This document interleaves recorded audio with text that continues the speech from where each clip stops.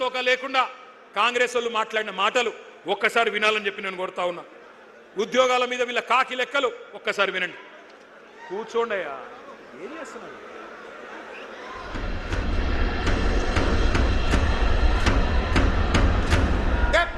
ప్రభుత్వ ఉద్యోగాలు ఇచ్చిన 70,000 ప్రభుత్వ ఉద్యోగాలు ఇచ్చిన ఈనాడు 67,717 ప్రభుత్వ ఉద్యోగ ఖాళీలు భర్తీలు చేసి వివిధ శాఖల్లో ప్రభుత్వ ఉద్యోగాలు మనం భర్తీ చేసినాం.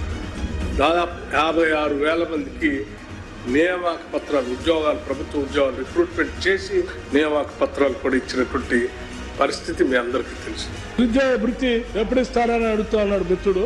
మేము నిరుద్యోగ వృత్తి 6 గ్యారంటీల్లో కానీ మేము దీంట్లో కానీ మేము 6 గ్యారంటీల్లో కానీ మేము దీంట్లో కానీ మేము చెప్పలేము. వివిధ రంగాల్లో 56,000 ఉద్యోగాలు ఇచ్చిన ఘనత కాంగ్రెస్ పార్టీ అధ్యక్ష. మేము ఇప్పటికే 80,000 ఉద్యోగాలు ఇచ్చాము 2 సంవత్సరాల్లో. 85,000 ఉద్యోగాలు ఇచ్చాము. 2 లక్షల ఉద్యోగాలు ఇచ్చి తీరుతాం. సంవత్సరానికి కాదా 2 లక్షలని? లేదు, మా టర్మ్లో 2 లక్షల ఉద్యోగాలు ఇస్తామని చెప్పాం. ప్రభుత్వం అధికారంలోకి వచ్చిన తర్వాత 60,000 ఉద్యోగాలను నింపడం జరిగింది ప్రభుత్వం. దాదాపు 70,000 ప్రభుత్వ ఉద్యోగాలు ఇచ్చిన ఘనత మా కాంగ్రెస్ పార్టీ ప్రభుత్వాన్ని. ఇప్పుడు మేము ఉద్యోగ ఖాళీలను భర్తీ చేస్తామన్నాం. ఉద్యోగాల ఖాళీలు భర్తీ చేస్తాం. అది 50,000 కానీ 1,00,000 కానీ 2 లక్షలు 1 ఇయర్లో చేస్తామని పేపర్లో ప్రకటనలు ఇచ్చారు. ఎవడు ఇవ్వలేదండి, ఎవడు ఇవ్వలేదు. ఉద్యోగాలు 2 లక్షల ఉద్యోగాలు కాంగ్రెస్ పార్టీ హామీ ఇచ్చింది ఆ రోజులలో. ఇప్పటి వరకు 1,00,000 ఉద్యోగాలు ఆల్రెడీ భర్తీ కావడం జరిగింది. విన్నారు కదా, ఒకడు 60 అంటాడు, ఒకడు 70 అంటాడు, ఒకడు 80 అంటాడు, ఒకడు 1,00,000 అంటాడు, ఒకడు 2 లక్షలు ఎప్పుడు చెప్పనే లేదంటాడు. అసలు వాళ్ళకు అబద్ధం ఆడితే అతికినట్టని ఉండాలా. కనీసం అబద్ధాల్లోనన్న ట్రైనింగ్ ఇవ్వాలి అనుమూల రేవంత్ రెడ్డి గారు. అది కూడా ఇస్తలేడు. ఇదివరకు ఎవడన్నా దొంగ లెక్కలు చెప్తే కాకి లెక్కలు అనేటోళ్ళు. కానీ ఇవాళ అందరూ కాకి లెక్కలు కాదు, కాంగ్రెస్ లెక్కలు అనే పరిస్థితి వచ్చింది. ఎందుకంటే నేను అడిగిన శాసనసభలో కూడా, అయ్యా ఎన్ని ఉద్యోగాలు ఇచ్చినారు మీరు కరెక్ట్గా చెప్పండి అని. శాసనసభ సాక్షిగా కాంగ్రెస్ ప్రభుత్వమే చెప్పింది 16,978 ఉద్యోగాలు మాత్రమే ఇచ్చామని. కానీ అందులో కూడా రీనోటిఫికేషన్లు తీసేస్తే కేసీఆర్ ప్రభుత్వంలో ఇచ్చిన నోటిఫికేషన్లను రద్దు చేసి తిరిగి ఇచ్చిన వాటిని తీసేస్తే 10,000 ఉద్యోగాలు కూడా ఈ 2.5 సంవత్సరాల్లో రేవంత్ రెడ్డి ప్రభుత్వం ఇవ్వలేదు. ఇది వాస్తవం. కానీ ఇంకా సిగ్గు లేకుండా పిసిసి అధ్యక్షుడు చెప్తున్నాడు మహేష్ గౌడ్ గారు, మేమెన్నడూ చెప్పలేదు ఏడాదిలో 2 లక్షల ఉద్యోగాలన్న మాట ఎన్నడూ చెప్పలేదని మహేష్ గౌడ్ గారు చెప్తున్నాడు. బట్టి విక్రమార్క గారు ఉప ముఖ్యమంత్రి చెప్తున్నాడు నిరుద్యోగ వృత్తి హామీ 4,000 ఇస్తామన్నది మేము ఇయ్యనే లేదు అని ఆయన బొంకుతా ఉన్నాడు. ఈ మహానుభావులు ఏమేం చెప్పినారో గుర్తుందా? కాలేజీ అమ్మాయిలకు స్కూటీలు ఇస్తామన్నారు. ఇవాళ ప్రియాంక గాంధీ గారిని రాష్ట్రంలోని మా చెల్లెలు అడుగుతున్నారు, ఎక్కడ నీ స్కూటీలు అని అడుగుతా ఉన్నారు. స్కూటీలు లేవు, మొత్తం లూటీ మాత్రం జోరుగా నడుస్తూ ఉన్నది. బ్రహ్మాండంగా నోటిఫికేషన్లు లేవు, లూటిఫికేషన్ మాత్రం జోరుగా నడుస్తున్నది.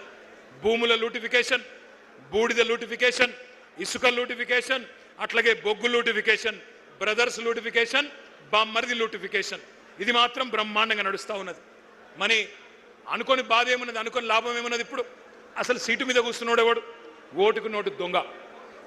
నమ్మించి మోసం చేయడంలో నిష్ణాతుడు, పిహెచ్డి చేసిన వాడు రేవంత్ రెడ్డి.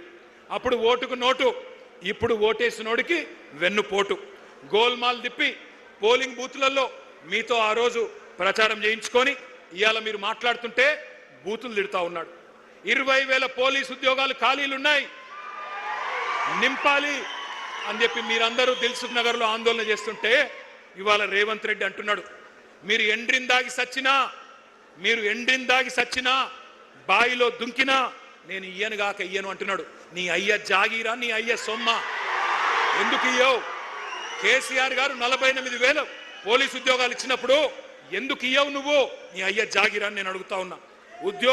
ఉద్యోగాలు అడిగితే ఎండ్రిందాగి చావమంటావా? దమ్ముంటే రేవంత్ రెడ్డి సెక్యూరిటీ లేకుండా రేపు విఎం గ్రౌండ్కు రా పొద్దున. ఎవడు బతకాలో ఎవడు సావాలో ఎవడేందో మా పోలీస్ అభ్యర్థులే తెలుస్తారు. నేను అడుగుతా ఉన్నా ఇంకొక మాట, వాళ్ళ మీరు మాత్రమే కాదు, టీవీలలో, పేపర్లలో, సోషల్ మీడియాలో, మరి ఇవాళ ఈ సభ మీరు మాట్లాడిన మాటలు విన్న తల్లిదండ్రులను కూడా నేను అడుగుతా ఉన్నా. ఈ విద్యార్థుల తల్లిదండ్రులు, ఈ నిరుద్యోగుల తల్లిదండ్రులను నేను అడుగుతా ఉన్నా, ఎవరికి ఓటేసినామో, ఎవరిని ఎన్నుకున్నామో ఇప్పటికన్నా మీకు అర్థమైందని నేను అనుకుంటా ఉన్నా. మీరు పొలాలకు నీళ్ళు అడిగితే కోసి నెత్తురు జల్లుకోండి అంటున్నాడు. మీ బిడ్డలు కొలువులు అడిగితే ఎండ్రిని దాగండి బాయిలో దుంకండి అంటున్నాడు. ఎట్లాంటి ఉన్మాద పార్టీకి, ఎంత కావురం, ఎంత అహంకారం తలకెక్కిన దుర్మార్గుడికి మీరు ఓట్లేసినారో ఈ పాటికన్నా మీకు అర్థమైందని నేను అనుకుంటా ఉన్నా. గ్రూప్ 1 మెయిన్స్ కోసం 1:100 పిలుస్తా అని చెప్పిండ్రు.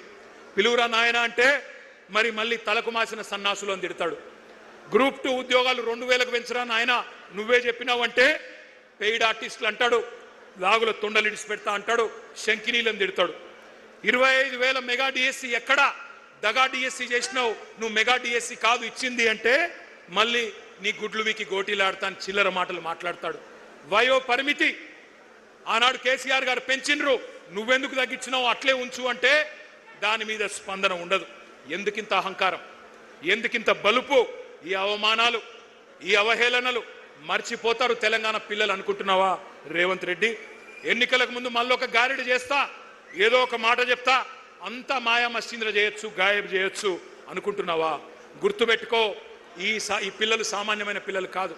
యూనివర్సిటీలలో, కాలేజీలలో జార్జ్ రెడ్డి ఆ రోజు చెప్పిండు, ఏమన్నాడు అన్నాడు, జీనా హైతో మర్నా సీఖో, కదం కదం పే జీనా హైతో, గట్టిగా నాల, జీనా హైతో కదం కదం పే, జీనా హైతో మర్నా సీఖో, కదం కదం పే లడ్నా సీఖో అని యూనివర్సిటీ గోడల మీద పోరాట నినాదాలు రాసుకొని జార్జ్ రెడ్డి స్ఫూర్తిగా ఆత్మాభిమానాన్ని అణువున నింపుకున్న మా తమ్ముళ్ళు, మా తెలంగాణ తమ్ముళ్ళు వీళ్ళంతా. ఉస్మానియా విశ్వవిద్యాలయ విద్యార్థులని బీరు బిర్యానీ బ్యాచ్ అని పిలిచిన ఎలక్షన్లకు ముందు, అయినా నిన్ను క్షమించిండ్రు. Hyderabad central university, Maulana Azad university వాళ్ళ భూములు గుంజుకున్నావు, రియల్ ఎస్టేట్ దందా చేస్తున్నావు, క్షమించరు నిన్ను. పొట్టు పొట్టు ఆకలుంది ఈ యువతరానికి, ఒట్టు పెట్టుకుంటున్నారు కాంగ్రెస్ కు గోరి గడతామని గుర్తుపెట్టుకో. కాంగ్రెస్ కథకు ముగింపు వాళ్ళే రాస్తారు. నీ క్లైమాక్స్ హిట్లర్ కంటే దారుణంగా ఉంటది రేవంత్ రెడ్డి, గుర్తుపెట్టుకో. పెద్ద పెద్దోళ్ళు, నీలిగినోళ్ళు, చాలా మంది మాట్లాడినోళ్ళు ఎక్కడెక్కడో పోయినారు. ఇవాళ 10 ఏళ్ల కాలంలో మేము కొంత ప్రయత్నం చేసినాం, సిన్సియర్గా చేసినాం, చాలా సిన్సియర్గా నిజాయితీగా పనిచేసినాం. ఎన్నడూ యువతను కించపరచలేదు, చులకన చేసి మాట్లాడలేదు. నీళ్లు, నిధులు, నియామకాలు మా ఉద్యమ ట్యాగ్ లైన్. అందుకే మన కొలువులు మనకే దక్కాలి అనే అది నిజం చేయడానికే కేంద్రంతో యుద్ధం చేసినాం. మీకు ఒక్క మాట తెలవాల తమ్ముళ్ళు, కేసీఆర్ గారు పెద్దలు తెలంగాణ సాధించిన నాయకుడు, చావు నోట్లో తలబెట్టి మనకు రాష్ట్రాన్ని ఇచ్చిన నాయకుడు. ఆయన మీకోసమే కొత్త జోనల్ సిస్టమ్ తేవడానికి 2.5 సంవత్సరాలు కష్టపడ్డాడు. ఇక్కడి కొలువులు, ఇక్కడి ప్రభుత్వ ఉద్యోగాలు మన పిల్లలకే రావాలని 95% స్థానిక రిజర్వేషన్ చేయాలని చెప్పి శాసనసభలో బిల్లు పాస్ చేసి ఢిల్లీకి మోడీ దగ్గర పంపినాడు. 2 ఏళ్లు మోడీ గారు దాన్ని బూజు దులపకుండా అట్లే పెట్టుకుంటే కేసీఆర్ గారు మళ్ళీ తిరిగిపోయి మోడీ గారిని కలిసి, అయ్యా మా నినాదమే నియామకాలు, నీళ్లు, నిధులు, మా పిల్లలు ఎదురు చూస్తున్నారు, నోటిఫికేషన్లు ఆలస్యమవుతున్నాయి, ఈ కారణం వల్ల దయచేసి సంతకం పెట్టించండి అంటే ఆ రోజు మోడీ గారు అన్న మాట ఏమన్నాడు ఆయన? ఏందయ్యా నీది ఏమన్నా ప్రత్యేక దేశం అనుకుంటున్నావా, లేక భారతదేశంలో ఒక రాష్ట్రం అనుకుంటున్నావా? 95% రిజర్వేషన్ లేనిది ఎట్లుంటుంది అట్లా? దేశంలో ఎక్కడ లేదు, ఏ రాష్ట్రంలో అంటే కేసీఆర్ గారు 1.5 సేపు మొత్తం తెలంగాణ ఉద్యమ చరిత్ర చెప్పిండు. ఎట్లా మన పిల్లలు కొట్లాడి పోరాడి ముల్కీ ఉద్యమం నుంచి, గైర్ ముల్కీ ఉద్యమం నుంచి, ఇడ్లీ సాంబార్ గోబ్యాక్ ఉద్యమం నుంచి 610 జీవో, గిర్గ్లానీ కమిషను అన్ని కూడా 6 పాయింట్ ఫార్ములా అన్నీ చెప్తూ 14F అన్నీ చెప్పి ఒప్పించి మెప్పించి చివరికి ఆ రోజు మోడీ గారిని ఒప్పిస్తే 95% స్థానిక రిజర్వేషన్లున్న ఒకే ఒక్క రాష్ట్రం భారతదేశంలో మన తెలంగాణ. ఇది మన కేసీఆర్ సాధించిన విజయం, మన కేసీఆర్ సాధించిన విజయం. డిస్టర్బ్ చేయకండి బిడ్డ. ఒక్కసారి నేను మిమ్మల్ని అడుగుతా ఉన్నా, ఎంత ఘర్షణ పడ్డామో, ఎంత పని చేశామో, ఎంత శ్రమ చేశామో మాకు తెలుసు, మీకు తెలుసు. కానీ నేను మొత్తం మంచి జరిగిందని నేను అంటలేను. కొన్ని పొరపాట్లు కూడా జరిగినాయి, తెలుసో తెలియకనో కొన్ని పొరపాట్లు జరిగినాయి. టీఎస్పీఎస్సీ పేపర్ లీక్ అయింది. పేపర్ లీక్ అయితే కాంగ్రెస్ ఓడో బీజేపీడో పట్టుకోలేదు, మన ప్రభుత్వమే పట్టుకుంది. మీడియానో ఇంకెవరో పట్టుకోలే, మన ప్రభుత్వమే పట్టుకొని వాళ్ళని శిక్షించింది. కానీ మీకు కోపం వచ్చింది. కొద్దిగా ఇంకా గట్టిగా ఉండాలి, ఆ బోర్డును రద్దు చేయాలి, ఇంకా ఆ రోజు స్ట్రిక్ట్గా ఉంటే బాగుండదన్న కోపం మీకు కూడా వచ్చింది. అందుకే నేను అంటున్నా, మీ ఆవేదన మాకు అర్థమైంది, మీ ఆరాటం అర్థమైంది, కొన్ని పొరపాట్లు జరిగిన విషయం కూడా మాకు అర్థమైంది. వాటిని సవరించుకునే సత్తా కూడా మళ్ళీ బీఆర్ఎస్కు మాత్రమే ఉంది.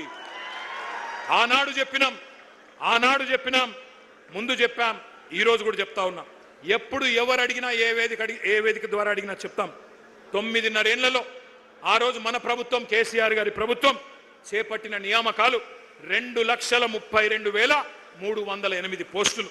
ప్రక్రియ పూర్తి చేసి భర్తీ చేసిన జాబులు 1,60,083 ఉద్యోగాలు. ఒక్కసారి ఆ స్లైడ్ వేయాలని చెప్పి నేను కోరుతా ఉన్నాను. నేను ఈ వేదికగా ఇవాళ నేను కాంగ్రెస్ను, బీజేపీని కూడా సవాల్ చేస్తా ఉన్నా. భారతదేశంలో ఒక దశాబ్ద కాలంలో కోవిడ్ వచ్చినా అత్యధికంగా ఉద్యోగాలు సృష్టించిన రాష్ట్రం తెలంగాణ. ఇవి గాలికి చెప్పే గణాంకాలు కాదు, కళ్ళబొల్లి కాకి లెక్కలు కాదు. ఎవరైనా ఛాలెంజ్ చేసుకోవచ్చు. కాంగ్రెస్ గనుక ముందుకొచ్చినా, బీజేపీ ముందుకొచ్చినా దీన్ని రుజువు చేసే బాధ్యత మాది. కానీ మేము ఒక చిన్న తప్పు చేసినాం. మేము డబ్బా కొట్టి చెప్పుకోలేదు, సభలు పెట్టి సర్టిఫికెట్లు పంచలేదు, ఫ్రంట్ పేజీలో యాడ్ చేయలేదు. మేము చేసిన తప్పు అది. గోబెల్స్ గోరి నుంచి లేచి వచ్చినట్టు పని కట్టుకొని ప్రాపగాండా చేసినారు. అపనిందలు, అబద్ధాలతోని ఒక విద్వేషం మీ మనసు నిండా నూరిపోసినారు. కేసీఆర్, కేటీఆర్ ఉద్యోగాలు ఊడగొడితే మీకు ఉద్యోగాలు వస్తాయని చెప్పి మరి గాంధీ భవన్లో దూరిన గాడ్సేలు రెచ్చగొట్టారు. సరే, ఎన్నికల్లో గెలుపోవటంలో సహజం, మేము ఓడిపోయినాం. కానీ నేను అడుగుతా ఉన్నా ఇక్కడికి వచ్చిన మీ అందరినీ, వచ్చినాయా మరి ఉద్యోగాలు? 2 లక్షల ఉద్యోగాలు వచ్చినాయా? ఉసిగొల్పిన మేధావులు, నేను వారి పేరు తీసుకోను, ఉసిగొల్పిన మేధావులు వాళ్ళు ఉద్యోగాలు సంపాదించుకున్నారు. ఇప్పుడు ఉలకట్లేదు, పలకట్లేదు, కనీసం మీ వైపు చూడట్లేదు. సామాజిక న్యాయం అని కోతలు కోసిన వాళ్ళు ఇవాళ మరి బహుజన విద్యార్థులకు, ఎస్సీ, ఎస్టీ, బీసీ విద్యార్థులకు గొంతు కోసే విధంగా జీవో నెంబర్ 29 తెస్తే దాని మీద మాట్లాడరు. పోరాటం మళ్ళీ చేస్తున్నది బీఆర్ఎస్ పార్టీ మాత్రమే. జీవో నెంబర్ 46 మీద పోరాటం చేస్తున్నది మళ్ళీ మా తమ్ముడు రాకేష్ రెడ్డి నాయకత్వంలో మళ్ళీ మీరు మాత్రమే. అందుకే నేను అంటా ఉన్నా, 1, 2 కాదు, ఈ 2.5 సంవత్సరాలలో ఎక్కడ ఎవరికి ఏ అన్యాయం జరిగినా నిలబడ్డది మనం, కలబడ్డది మనం, ప్రభుత్వంతో తలపడ్డది మనం.